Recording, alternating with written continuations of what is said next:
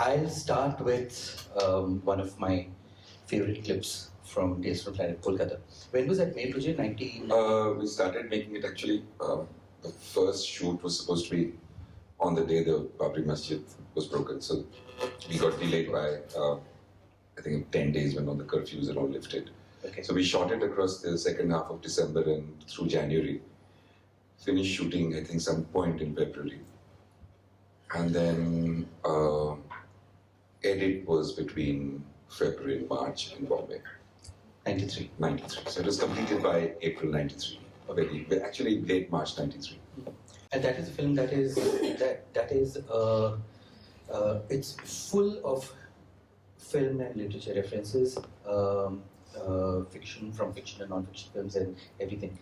And there's this one bit where you take on the persona of Louis Malle from his series Phantom India, where he visited India in 1968-69 and a series of six films for French television. He did 6 films about India in which Calcutta featured, and then he loved Calcutta so much that he made a separate film on Calcutta.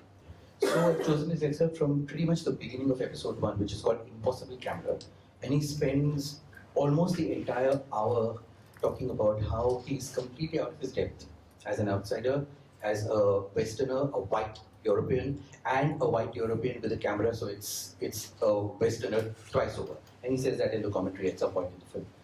And so he spends the entire film saying how he cannot make this film, how he doesn't know how to frame India. He goes a little overboard.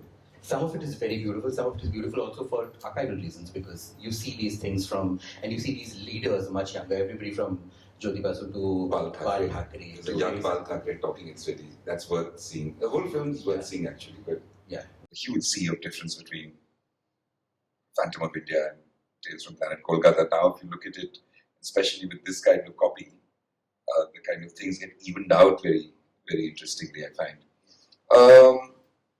I think the motivation at the time was very rooted in the moment, because Calcutta was still regarded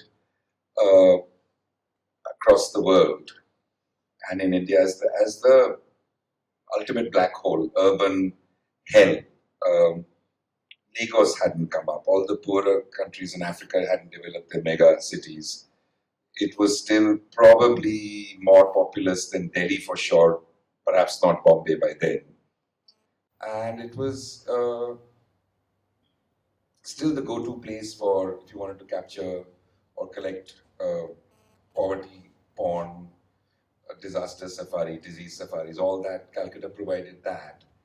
Now we've lost even that, which is kind of interesting. So, a year before, like 2 years ago, this was 92, 93, so in 1991, we just experienced this whole shooting of The City of Joy with Roland Joffé. And before that, the explosion of this book by Dominique Lapierre is a major bestseller. And those of us who were in Calcutta, actually, many of us in Calcutta hated the whole business of suddenly people started referring to Calcutta as a city of joy, and people still do it. It still makes me come out of my lives. Because I don't think there's more sadness than, Calcutta has a lot of laughter, but there's also joy is very hard to come by in Calcutta, I feel. But then we were branded in City of Joy, Rickshawala, Mother Teresa, Satyajit Ray. These were the 3 things that Calcutta gave to the world, and we kept recycling this stuff.